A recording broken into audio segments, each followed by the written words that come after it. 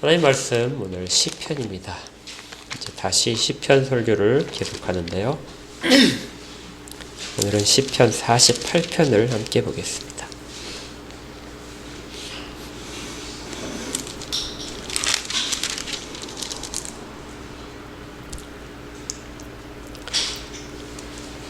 시편 48편입니다. 1절부터 교대로 읽겠습니다. 제가 먼저 1절을 읽을게요. 여호와는 위대하시니 우리 하나님의 성 거룩한 산에서 극진히 찬양받으시로다.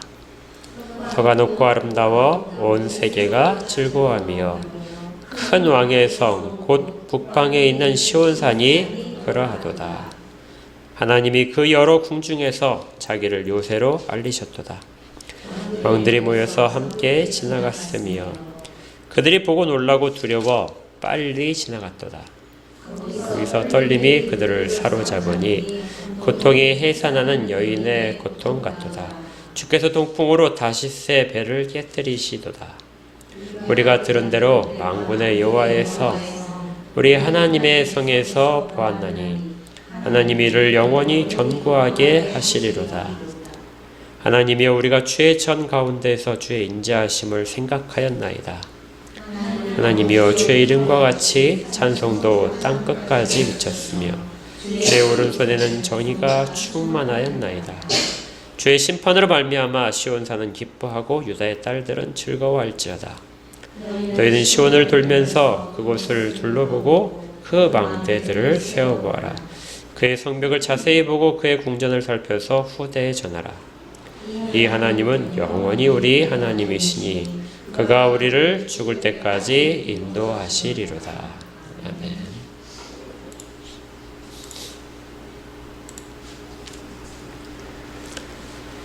시편 48편은 굉장히 아름다운 시입니다. 우리도 잘 아는 가사들이 거기에 있죠. 나중에 설교 후에 찬양을 할 부분이 2절 가사를 가지고 만든 그런 찬양이기도 합니다. 터가 높고 아름다워서 온 세계가 즐거워한다. 여기 이제 그 터가 높고 아름다운 곳이 어디냐면 시온산입니다. 그래서 오늘 이제 설교 제목도 시온에서 보고 생각하였다. 시온산에서 이루어진 일을 가지고 살펴볼 것입니다. 성경에는 이 시온이라는 이름이 들어간 그 시들이 꽤 많이 있습니다. 여러분들이 또 아시는 것 중에 하나가 주께 힘을 얻고 그 마음에 시온의 대로가 있는 자는 아시죠? 예. 그들이 눈물 골짜기로 지나갈 때 복이 있도다. 그들이 눈물 골짜기로 지나갈 때 그곳에 많은 샘이 있을 것이며 이른 비가 복을 채워준다. 시편 84편입니다. 이런 시온이 들어가 있는 이러한 시들을 다 합쳐서 시온의 노래 이렇게 말합니다. 시온의 노래요. 사실은 시온의 노래로 분류되는 건 엄밀하게 보게 되면 몇 편은 안 되는데요. 그런데 구약 학자들은 시편의 절반 정도가 시온의 노래라고까지 이야기를 합니다. 그러니까 시온이란 이름이 들어있지 않아도 시온의 노래에 속한다 이런 것이죠. 지금 현대 이스라엘의 그 건국 이념 중에 하나가 국민 정신이 그 건국 정신이 시오니즘입니다.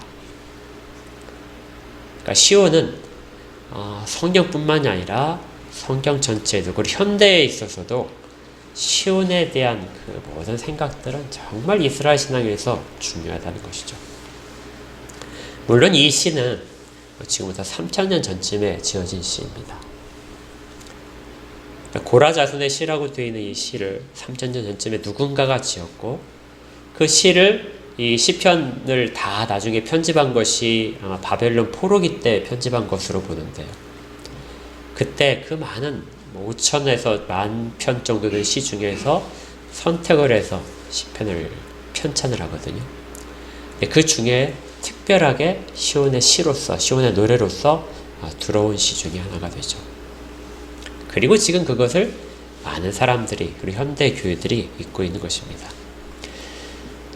그래서 우리가 보통 이제 시를 대할 때는요, 좀 세 가지 관점을 살펴보는 것이 좀 있는데, 특별히 시편입니다. 첫 번째는 이 시를 지은 사람의 입장에서 그 사람이 어떤 감정으로 이 시온을 노래했는가, 시온에서 어떤 감정으로 노래했는가를 볼 가지고 두 번째는 바벨론 포로기에 이 시가 그들에게 무슨 의미가 있어서 이 시를 중요한 150편밖에 되지 않는 그 시 중에 포함시켰는가. 그리고 현재 우리에게 시온은 어떤 의미가 있고 이 시를 어떻게 읽어야 되는가 하는 이 세 가지 관점으로 살펴볼 필요가 있습니다. 여러분들 우리나라 그 몇 년 전에 촛불 집회 기억나시죠? 그때 이제 사람들이 많이 불렸던 노래가 아침 이슬입니다. 불러보셨죠, 다들?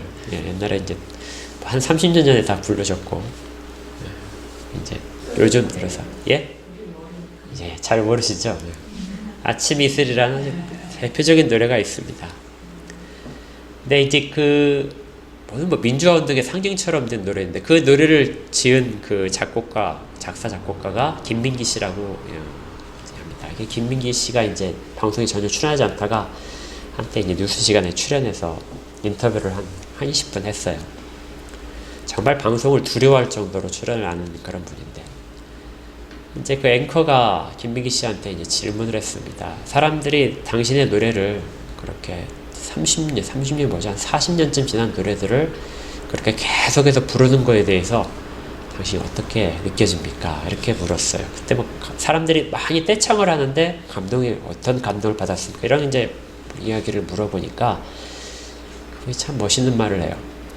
자기는 작곡을 하고 작사를 했지만 사람들이 불러질 때는 사람들의 입으로 부를 때는 그 부르는 사람들이 그 노래의 주인이다 이렇게 말을 했어요. 그러니까 자기가 처음에 했던 거하고 다르게 사람들이 노래를 부르면 노래에는 새로운 생명이 깃든다는 겁니다. 그래서 새로운 노래가 돼서 그 사람들의 노래가 된다. 이 시온의 노래들도 마찬가지예요. 3000년 전에 혹은 2500년 전에 이 노래를 처음에 지은 사람들이 불렀던 노래, 그 사람들의 생명력이 담겨진 노래고 이걸 나중에 편찬을 해서 시편 속에 집어넣어서 함께 읽었던 사람들, 바벨론 포로기에 있던 사람들이 이 노래를 부를 때에는 그 사람들의 노래가 되는 거고 지금 우리가 부르면은 우리들의 노래가 됩니다. 그런데도 불구하고 이 노래는 별개로 이해되는 것이 아니라 하나의 공통적인 단어, 시온이라는 단어를 통해서 그 모든 순간들이 연결되고 있어요. 그래서 오늘은 이 각자의 3번에 걸친 그 관점을 약간 비교하면서 공통적으로 이곳에 흐르는 것, 이 사상에 대해서 한번 살펴볼 것입니다. 핵심이 시온인데요. 시온은 다들 들어보셨죠? 시온이 어딘가요? 시온은 이제 제일 이제 정확하게 이해를 한다면, 근접하게 얘기한다면 예루살렘입니다. 그런데 예루살렘 전체가 원래 아니었어요. 예루살렘이 있는 산, 그 산의 한 비탈길입니다. 예루살렘 성 자체가 해발 790m거든요. 그러니까 거의 800m 되는 엄청나게 높은 곳에 약간의 평평한 부분과 완만한 언덕이 있고 거기에 도시가 세워져 있습니다. 다윗이 여부수족 속으로부터 그곳을 빼앗은 다음에 성을 지어서 그때부터 이제 유명해졌는데요. 다윗이 성을 지은 그 비탈길이 시온입니다. 그리고 그 비탈길 위에 꼭대기쯤에 좀 평평한 부분을 만들어서 거기에 지은 것이 이제 하나님의 성전 이렇게 됐던 거죠. 이곳이 시온이란 이름이 알려주는 것입니다. 그런데 이렇게 지명적으로 역사적으로 살펴보는 시온만 살펴보면요, 이 시를 제대로 이해할 수가 없어요. 그래서 부득이하게 시온의 어떤 영적인 의미 이런 부분들을 같이 살펴봐야 됩니다. 그러기 위해서는 다른 산 하나를 먼저 살펴봐야 돼요. 이스라엘의 구약의 역사에서 두 개의 크고 높은 산이 있습니다. 하나가 지금 우리가 살펴보는 시온산이고 또 하나는 어딜까요? 당연히 시내산입니다. 시내산은 하나님께서 이스라엘 백성들을 애굽으로부터 끌어내셔서 그곳으로 이끄는 그 산이에요. 그래서 그 산으로 이스라엘 백성들을 이끄시고 그 산에서 하나님께서 그들을 만나 주셨습니다.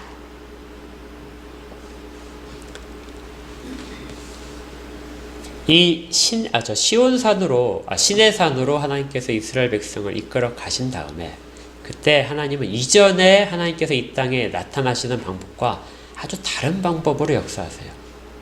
이전에도 많은 사람들이 하나님을 만났습니다. 물론 하나님께서 직접적으로 나타나시지 않고 하나님의 사자인 천사들을 보내셔서 나타나시고 말씀하신 것이 이제 거의 확실할 텐데요. 그렇게 하시는 방법으로 사람들 개인적으로 만나셨는데 이곳에서는 이스라엘 전체 백성들 앞에서 200만이 넘는 백성들을 두시고 그 앞에서 하나님의 산에서 하나님이 임재하십니다. 하나님은 하늘의 하나님이신데 하늘에서 내려오시고 산의 꼭대기로 내려오시고 땅에서는 백성들의 대표로 모세를 올라오러 가셔서 그 산에서 하나님이 모세와 만나셨죠. 하나님이 이 땅에 한 산을 하나님의 거처로 삼으시고 그곳에서 하나님의 백성들을 만나신 것입니다. 이스라엘 백성들에게 그래서 시내산은 굉장히 중요한 산이 됩니다. 백성들 전체가 하나님의 크신 위엄을 본 산. 우리가 보통 생각할 때 하나님은 정말 긍휼하시고 사랑이 풍부하시고 그리고 아브라함과 이삭과 야곱에게 친히 나타나셔서 그 길을 인도하신다 이렇게 생각하신 하나님을 알고 있던 백성들에게 하나님이 얼마나 위대하신 분인지 그분의 위엄 앞에 어떤 것도 설 수 없다는 것을 장엄하게도 시내산에서 보여주신 것이죠. 그리고 하나님의 백성을 세우시고 법을 주셨습니다. 십계명뿐만이 아니라 정결예법과 사회법과 그리고 다른 성막 건축하는 양식까지 모든 것들을 다 하나님께서 허락하셨어요. 이것이 그때부터 이스라엘한 백성이 정식으로 출범하는 겁니다. 그러니까 하나님은 창조 때 아담과 하와를 창조하셨지만 그들을 통하여 하나님의 이름을 크게 드러내지 않으시고 이스라엘한 백성을 이 시내산에서 만드시고 그때부터 하나님의 이름을 크게 나타내시고 있는 것이죠.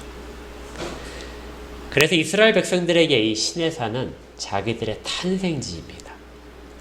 조상은 물론 아브라함이지만 자기들 백성으로서의 실제적인 탄생한 곳은 시내산이고 그 시내산이 자기들의 요람이고 하나님께서 거기서 1년 동안 이스라엘 백성들 요람 가운데서 붙으셨고 광야 길은 그들의 유년기를 거친 그런 상황들이죠.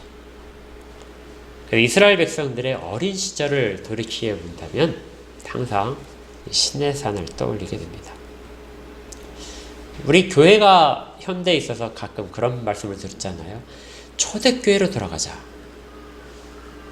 그런데 이스라엘 백성들에게는 초대교회처럼 가장 처음의 순간, 하나님을 만난 가장 처음의 순간으로 돌아가자 하게 되면 어디로 가냐면 시내산으로 가자 하는 것이죠. 이렇게 하나님은 그들을 가운데 임재하시고 큰 영광을 나타내셨습니다.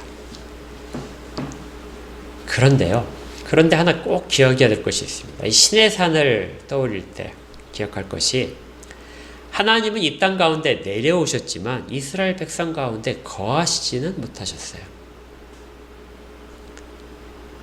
하나님은 산 꼭대기에 계시고 이스라엘 백성들은 시내산에서 아주 멀리 떨어진 곳에서 어떤 경계선 밖에만 있었습니다. 모세만이 하나님께 다가갈 수 있었죠.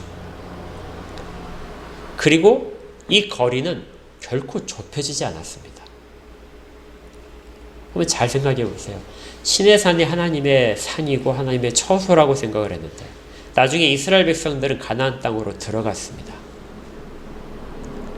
그런데 여전히 시내산은 광야 가운데 아무도 접근하지 못하는 곳에 여전히 있었어요.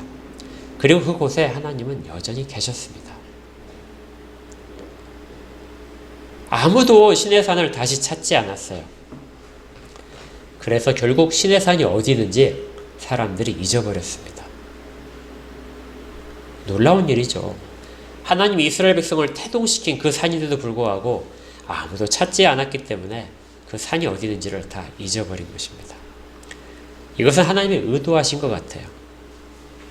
하나님은 처음에 이스라엘 백성들에게 법을 주실 때에도 그 거리를 두셨고 그리고 이스라엘 백성을 가나안 땅으로 들여보내신 다음에 하나님의 상징에 해당하는 법궤와 그 다음에 촛대와 이런 것들을 다 보내셨는데도 불구하고 하나님께서는 시내산에 머무신 것처럼 그렇게 느껴집니다.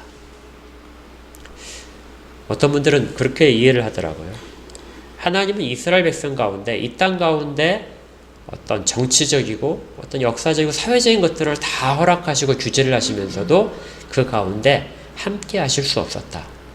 그래서 하나님은 스스로의 거룩성을 지키기 위해서 이스라엘 백성으로부터 떠나 계셨다.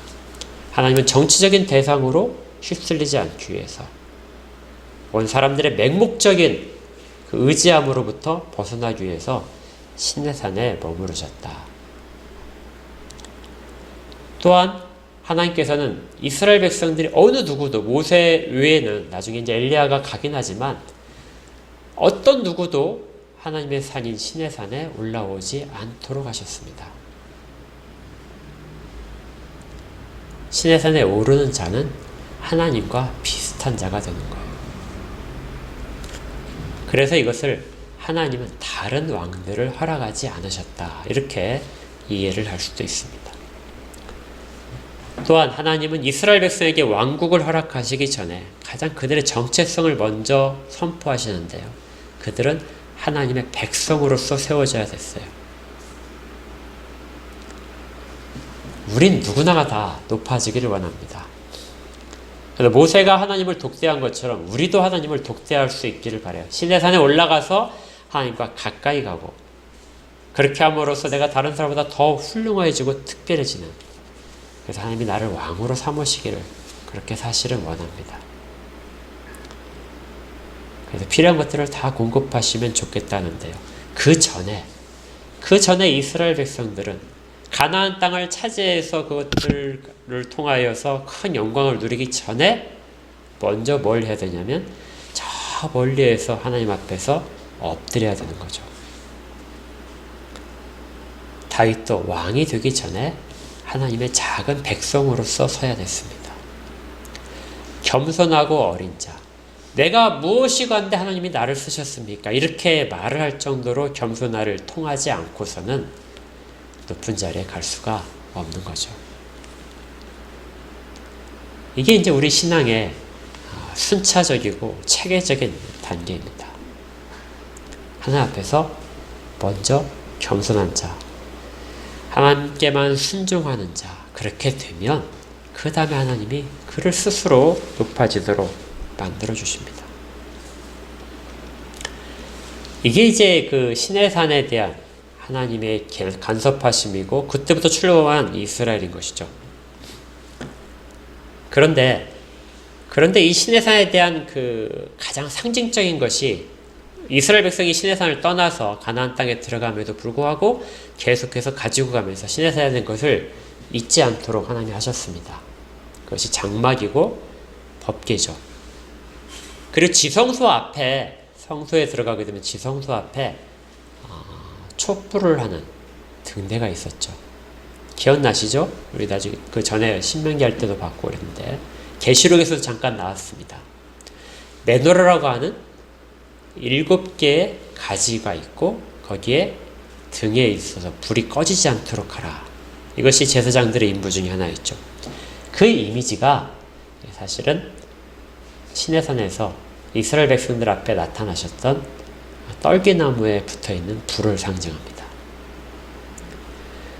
떨기나무 아무것도 아닌 것 같은 그 나무에 불이 붙었는데 결코 꺼지지 않는 불. 이것이 하나님의 임재의 상징이었고 하나님이 임재하신다는 상징을 나타내기 위해서 그 등잔의 불을 꺼지지 않도록 이스라엘 백성들이 계속해서 할 그런 의무를 가지고 있었죠. 하나님은 그렇게 이스라엘 백성과 동행하셨습니다. 그렇지만 시내산도 여전히 있었던 거죠. 그리고 아무도 찾지 않으면서 그 시내산은 점점 잊혀졌습니다. 그리고 이제 성막과 성전만 남게 되죠. 점점 잊혀져감에 따라서 이스라엘 신앙도 약해진 것 같아요. 아무도 하나님의 영광을 그 이후로 볼 수 있는 사람이 없었습니다. 그렇잖아요. 조상들은 보았고 그 가운데 하나님의 영광을 그대로 가지고 성막을 가지고 가나안 땅에 들어갔지만 그 가나안 땅에 있는 그 성막 안에 들어갈 수 있는, 성소 안에 들어갈 수 있는 사람은 불과 몇 되지 않은 거예요. 나머지는 그저 그 상징을 보면서 하나님의 계심을 믿어야 됐습니다. 그러다 보니까 점점 신앙이 약해졌죠. 그리고 400년 정도 지나서야 비로소 사무엘 때가 되어서 신앙의 회복 운동이 다시 일어납니다. 그리고 그 정점으로서 다윗이 모든 것들을 종교를 개혁하게 되죠.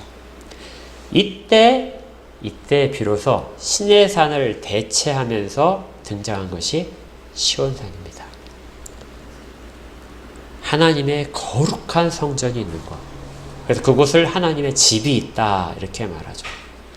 장막이 아니라 이제부터는 하나님의 집, 마치 신의 산처럼 하나님이 영원히 거하시는 곳이 되기를 소망하는 마음으로 지은 것이 시온산이고, 이 시온산이 그때부터 이스라엘의 종교의 중심이 되고, 이때부터 이제를 이스라엘 종교의 장년기라고 합니다.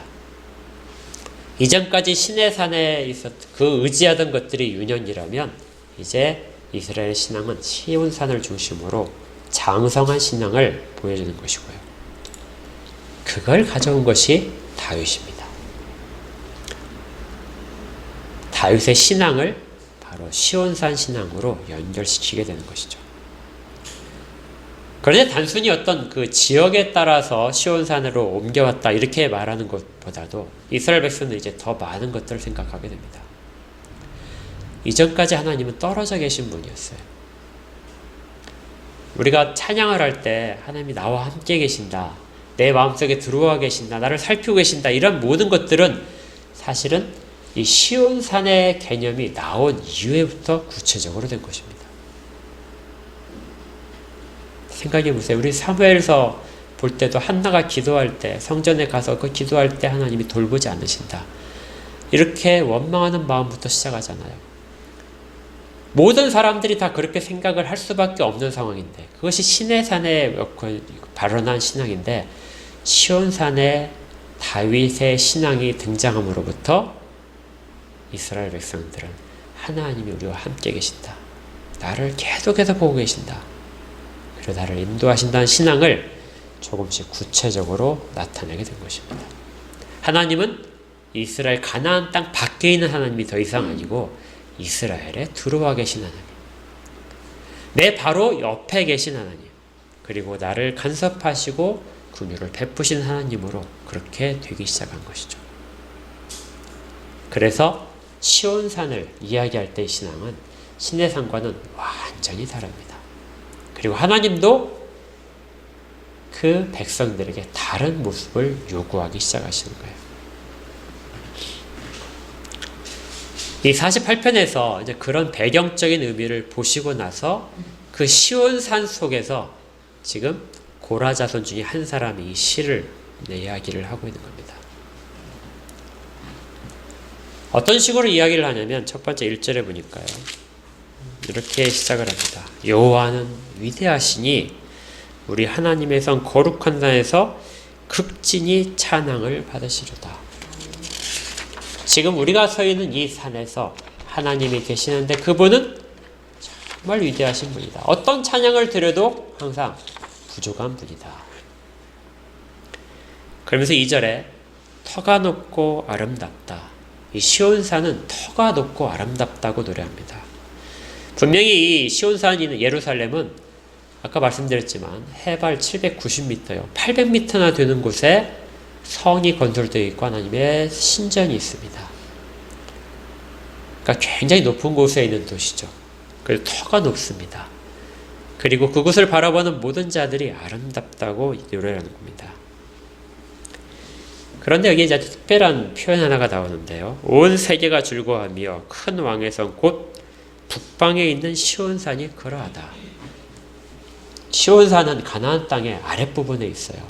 그런데 이 시인이 지금 북방에 있는 산이라고 이야기를 합니다. 그럼 이 북방에 있는 산이라는 것이 무엇일까요? 이걸 원어상으로 보게 되면 자폰이라고 하는데요.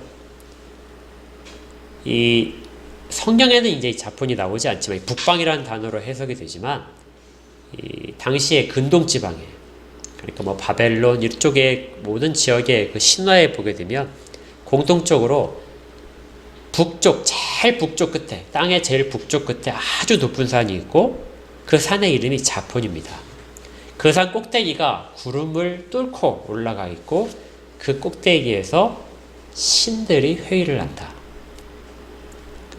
그래서 신들이 있는 장소. 그리스 신화에 보게 되면 올림푸스 산이라고 되는 그런 신들의 처소가 있다고 믿는 것이 북방산이에요. 그래서 그곳에는 사람들이 어떤 욕심을 가지고 도달할 수 없고 어떤 자도 신들과 가까이 갈 수 없는 곳이다. 이렇게 이야기를 했는데 그런데 지금 시인이 말을 합니다. 그 북방에 있다고 하는 산이 바로 지금 이 시온산이다. 하나님의 처소가 있는 곳, 하나님의 보좌가 있는 곳, 신들의 회의가 열리는 곳이 아니라 하나님이 유일한 신으로서 임재하고 계시는 곳이 바로 너희들이 생각했던 그 자폰산이고 그것이 실제 시온산이다. 이렇게 찬양을 하는 겁니다. 그러니 그것이 얼마나 아름답겠느냐. 그곳에 계신 하나님은 얼마나 위대하시겠느냐. 그리고 그것을 목격한 자라면 찬양에 찬양을 거듭해도 어떻게 아무리 묘사를 하더라도 다 찬양할 수 없는 하나님의 위엄 가운데 있음을 알아야 할 것이다. 이렇게 노래를 하기 시작하는 것이죠. 또한 이 산은 하나님이 친히 계시기 때문에 어느 누구도 침범할 수 없는 산이 됩니다. 그래서 하나님의 산, 시온의 원래 이름이 뭐냐면 요새예요. 요새. 누구도 쓰러뜨리지 못할 요새. 그것이 시온의 원래 이름입니다. 이곳에 하나님이 계시기 때문에 이 시온의 도성과 이 모든 요새들은 가장 튼튼한 곳이고 아무도 근접할 수 없다. 바닷물이 육지를 다 흡순다 할지라도 이 처소까지는 이르지 못하고 세상의 모든 군왕들이 모여서 전쟁을 벌여서 이곳에 쳐들어온다 할지라도 하나님의 보좌 앞에는 이르지 못한다. 그래서 3절에 하나님이 그 여러 궁중에서 자기를 요새로 알리셨도다. 이곳은 하나님이 세우신 요새다 하고 말합니다. 실제로 4절과 5절부터는 그 많은 왕들이 예루살렘에 쳐들어온 상황을 이야기해요. 우리 그 개역개정 번역이 약간 좀 애매해서 여러분 주어 뒷면에 보시면은 새 번역으로 제가 기록을 한 게 있습니다. 48편 4절부터 한번 같이 읽어볼게요. 같이 읽겠습니다. 시작. 보아라, 이방 왕들이 함께 모여 맹렬히 쳐들어왔다가 시온산을 보자마자 넋을 잃고 혼비백산하여 도망쳤도다. 거기에서 그들이 큰 두려움에 사로잡혔으니 고통당하는 그들의 모습이 해산하는 여인과 같고 동풍에 파산되는 다시스의 배와도 같았다. 그러니까 많은 왕들이 하나님을 거역하기 위해서 모든 인간들의 교만이 하나님께 도전하는 것이잖아요. 그래서 이스라엘 백성들도 시내산에서 하나님께 가까이 올라오지 말라 경고를 받았고 여기 또다시 그런 경고를 했음에도 불구하고 시온산에 도전하는 자들이 있었습니다. 그들이 쳐들어왔어요. 그렇지만 그들은 와서 시온산에 오자마자 그들은 아주 큰 두려움에 사로잡힙니다. 시온산을 보고 넋이 빠져서 혼비백산에서 도망갔다. 하나님이 치실 필요도 없었다는 거예요. 와서 하나님이 계신 곳을 보니까 두려움에 사로잡혀서 그들 스스로가 다 멸망을 했다. 이렇게 말을 합니다.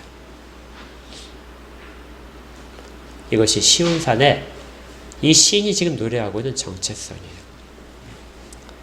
그래서 이스라엘 백성들은 위험이 있을 때마다 시온산으로 피합니다. 단순히 그 성이 단단해서가 아니라 하나님이 그곳으로 피하라고 하셨기 때문에 그래요. 3절에 하나님이 말씀하신 것이 나타납니다. 3절 하나님이 그 여러 궁중에서 자기를 뭘로 알리셨어요? 요새로 알리셨다. 이 말은 다른 말로 말하면 피난처다. 이렇게. 하나님이 모든 사람들에게 하나님의 백성들 가운데 내가 피난처다. 내가 있는 곳이 피난처다. 그러니 내게 와서 피하기만 하면 된다. 아무리 강한 군대가 쳐들어와도 내게 와서 피하라. 그러면 너에게는 아무런 해가 없고 그들 자체가 다 두려움에 떨려서 스스로 다 패해서 갈 것이다. 마치 바다에 떠가는 다시스를 항해하는 그 지중해를 항해하는 배들이 풍랑에서 속절없이 깨져가듯이 그렇게 다 깨지는 모습을 보기만 할 뿐이다. 이렇게 말씀하시는 것이죠. 시온산은 단순히 하나님의 성전만이 있고 다윗성이 있는 곳이 아니라 하나님의 음성, 내가 피난처다. 너희들이 모든 환난을 당할 때 나에게 오면 피할 수 있다. 내가 보호하겠다.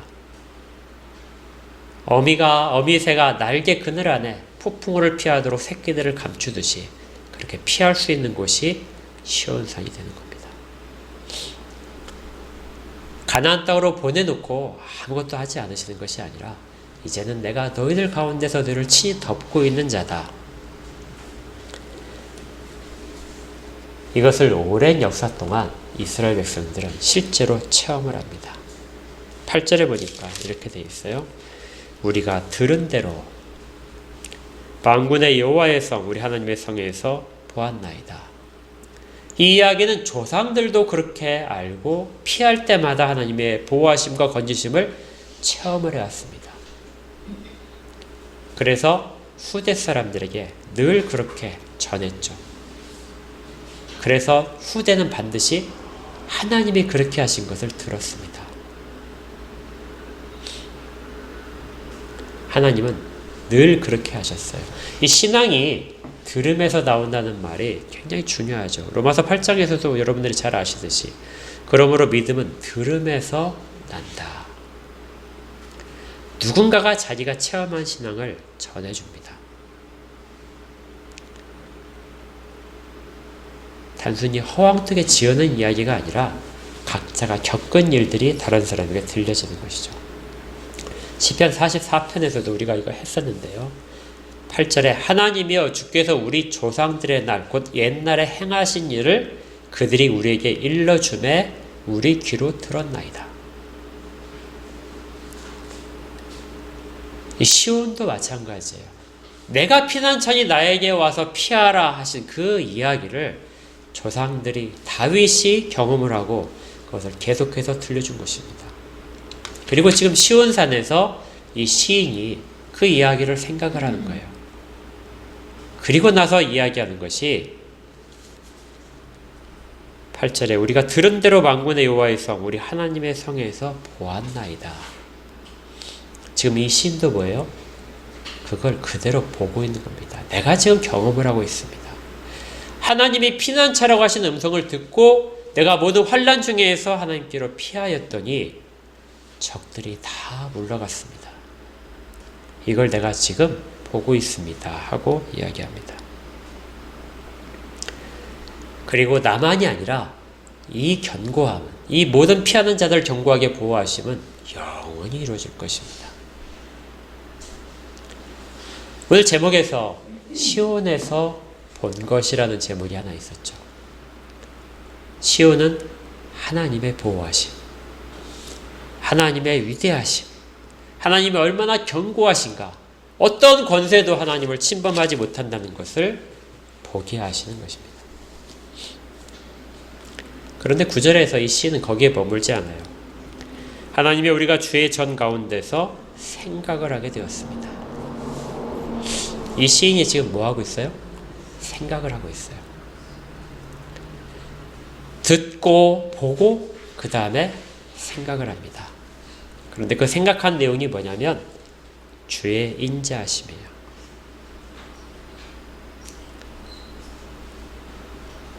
이 시인이 어떤 위대한 것을 갖고 있어서 자기가 어떤 특별히 선행을 많이 해서 하나님이 쓰실 만큼 어떤 능력이 많아서 하나님이 그를 피난처로 인도하신 것이 아니라는 겁니다.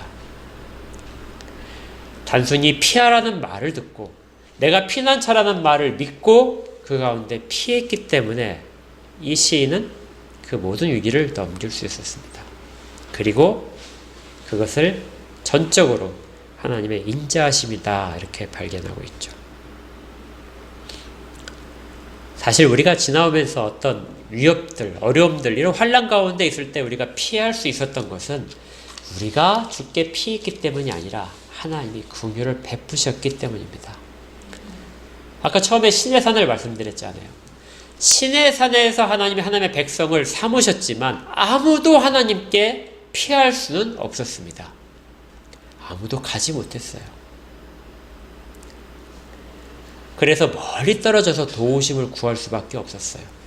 그런데 지금은 달라졌다는 거죠.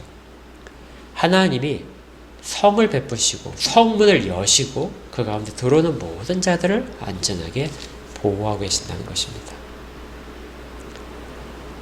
그러니 이스라엘 백성들에게 시온산을 생각할 때 얼마나 감격스러운지요. 하나님이 얼마나 그들 가운데 낮추시고 오셨는지, 그들의 허물을 불구하고 보지 않으시고 그들을 받아들이고 계시는지, 이 모든 것들이 다 뭐라고요? 주의 인자하심입니다. 그래서 안전함과 평안함을 느끼면 느낄수록 하나님의 인자하심과 긍휼을 더 깊이 노래할 수밖에 없는 거죠. 그리고 그 가운데 또 이야기하는 것이 10절에 주의 오른손에는 정의가 충만합니다. 이것을 다른 말로 우리 세번역을 뒤에 보시면요, 다른 말로 합니다. 이 정의를 뭐라고 번역을 했냐면 구원의 선물이 가득 차 있습니다. 하나님이 오른손으로 그 모든 능력을 행하시는데 그 속에서 뭐가 있어요? 구원의 선물들. 하나님을 찾는 자들, 하나님의 법 앞에서 그것만 믿고 모든 가치를 거기에 두는 자들, 그대로 실천하는 모든 자들에게는 선물이 푸짐하게 베푸실 만큼 손에 쥐고 계신다는 것입니다. 계속해서 주고 계시다. 그러니 어떻게 주를 찬양하지 않겠습니까? 그리고 이 모든 역사를 통하여 주의 이름이 땅끝까지 퍼져나갑니다.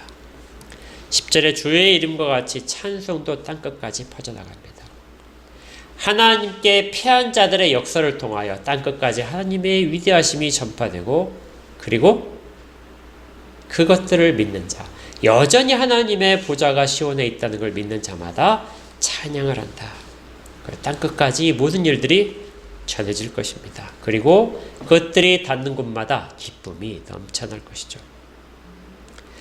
마치 에덴 동산에서 발원한 강줄기가, 물줄기가 사방으로 번져나가듯이 시온산으로부터 그렇게 하나님의 은혜의 감격들이 땅으로 넘쳐날 것이다. 그래서 지금 시인이 마지막으로 하는 말이 뭐냐면요, 그러므로 너희는 12절입니다. 너희는 시온을 돌면서 그곳을 둘러보아라. 너희 모두는 시온으로 다시 와서 그곳을 하나하나 구석구석 살펴보아라. 시온 속에서 하나님이 행하신 일들을 보고 하나님이 직접 요새를 지으신 것들을 보고 그 모든 곳곳마다 하나님의 위대하심을 보아라 하고 초청을 합니다. 그의 성벽을 자세히 보아라. 하나님의 성의 이 모든 성벽을 자세히 보아라. 그러면 알 것이라는 것이죠. 하나님이 얼마나 위대하신지, 그리고 하나님이 얼마나 자기를 피한 자들을 견고하게 보호하시는지. 그렇게 해서 어디에 전하라고요? 후대에 전하라. 조상들이 했듯이 너희가 직접 보고 경험을 하고 직접 만져보고 후대에 그것을 전해주어라. 이것이 시인이 노래를 한 이유입니다.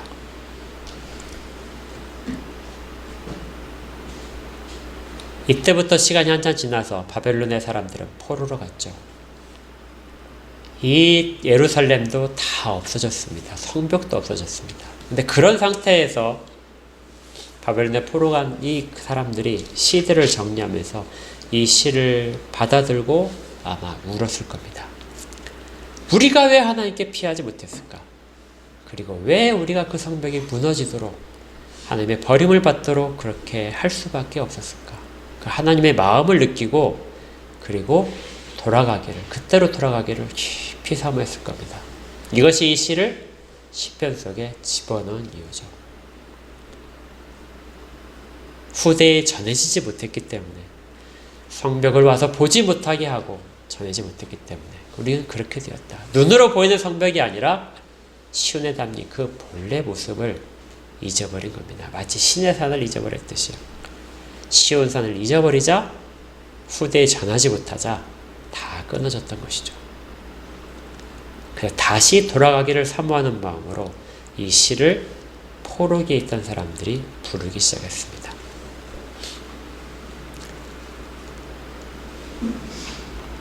그리고 실제로 나중에 포로기에서 돌아온 사람들이, 느헤미야를 중심으로 돌아온 사람들이 한 가지 이상한 행동을 하는데요. 돌아와서 느헤미야 12장에 보게 되면 성벽을 다 건설을 했습니다. 그리고 나서 하는 것이 두 집단으로 나누어서 성을 돌게 합니다. 한 사람들은 오른쪽으로 돌고 한 사람은 왼쪽으로 하죠. 한 무리는 오른쪽으로, 한 무리는 왼쪽으로. 그렇게 돌아서 자기가 지은 성벽들을 다시 살펴보게 하죠. 이건 그냥 성벽이 얼마나 단단하게 지어지는가를 점검하는 것이 아니라 하나님이 이렇게 하신 일들에 대해서 다시금 보라는 것이었죠. 그 정도로 깊게 소망을 한 것이 이 시온입니다. 그리고 이제 우리에게 전해진 것입니다. 우리에게 시온은 저 먼 곳이 아니에요. 예루살렘에 있는 그 지역 이름이 시온이 아니고요. 우리는 다른 이름의 시온을 갖습니다. 훨씬 더 이스라엘 백성에게 다가오신 하나님이 더 깊게 다가오신 거죠. 계시록 우리 1장에서 기억나실 거예요. 제일 첫 번째 본 환상이, 요한이 제일 첫 번째 본 환상이 7 촛대 사이를 거느시는 예수님, 둘러보고 계시는 예수님을 바라봅니다. 왜 다시 촛대가 나왔을까요? 시내산에서 떨기나무 속에서 그 붙는 불로 나타나신 하나님, 그 하나님이 성전과 성막 가운데 계시던 하나님이 지금 시온을 교회로 만드셔서 교회 가운데 계신다는 것이죠. 그래서 시온의 노래는 이 시대의 사람들은 교회를 향한 노래로 부릅니다. 물론 건물을 가진 교회가 아니죠. 건물과 관계없이 하나님이 우리 가운데 들어와 계신 것, 하나님이 모든 문을 열고 초대하심으로써 우리가 들어와 있는 것, 그래서 날마다 하나님, 우리 주 예수 그리스도의 인자하심을 찬양하는 것, 그곳이 교회가 된 것입니다. 오른손에 정의를 가지시고 구원의 선물을 가지시고 우리에게 계속해서 뿌려주시는 것. 그래서 모든 자들이 들어와서 이것을 다 체험하도록 우리도 요청을 하는 겁니다. 와서 직접 그 성벽을 다 세워봐라.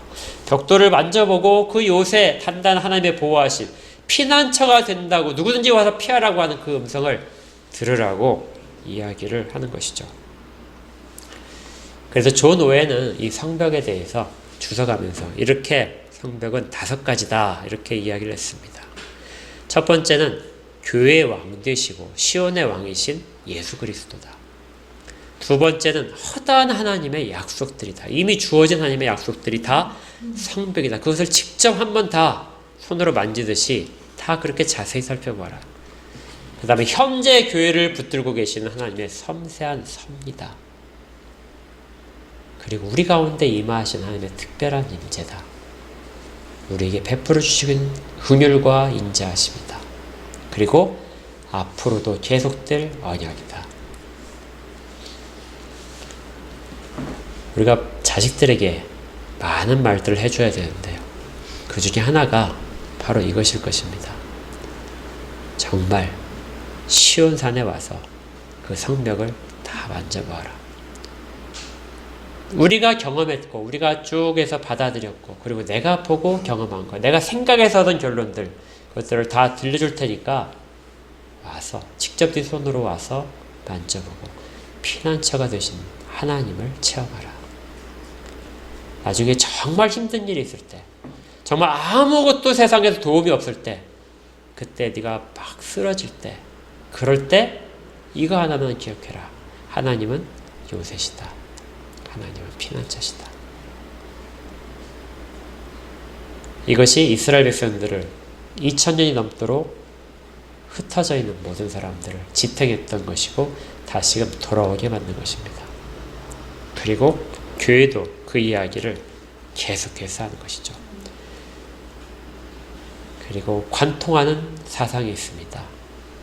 시인, 이 시를 지은 고라자손, 그리고 편집했던 사람들, 그리고 지금 이 시를 노래하는 우리들까지, 아니면 모든 구약의 역사 속에서 관통하는 동일한 정신이 있습니다. 상황은 다르고 거기에 대한 구체적인 적용도 좀 다르겠지만 이것만큼은 달라지지 않죠. 14절입니다. 영원히 전할 내용입니다. 함께 읽을까요? 시작. 이 하나님은 영원히 우리 하나님이시니 그가 우리를 죽을 때까지 인도하시로다. 아멘. 우리를 영원에 이르기까지 인도하시는 그분이 바로 우리 하나님이십니다. 피하십시오. 어디로요? 하나님께로. 그곳에 가야만 하나님의 위대하심과 그분의 인자하심을 깊이 보고 생각하며 느낄 수 있습니다. 그런 은혜가 우리들 모두에게 있고 또 우리 후대들에게도 영원히 전해지기를 주의 이름으로 축복합니다. 아멘. 기도하겠습니다. 하나님 감사합니다. 주의 크신 은혜를 다시금 생각하며 저희들이 시온에 서서 이 노래를 다시 부릅니다. 저희들에게 들려줬던 말들을 다시금 생각하고 눈으로 목격하며 그리고 깊이 생각하여 후대에게 전하려 합니다. 저희들이 섰던 시온산에 저희들의 후대들도 서게 하시고 그리고 세상의 모든 사람들이 이곳에 와서 직접 경험해서 하나님 앞에 서게 하여 주시옵소서. 그러면 노래할 수 있습니다. 하나님의 위대하심과 우리 하나님이 우리를 끝까지 지키고 인도하신다는 것을 함께 노래하도록 그렇게 모든 자에게 은혜를 허락하여 주시옵소서. 예수 그리스도 이름으로 기도합니다.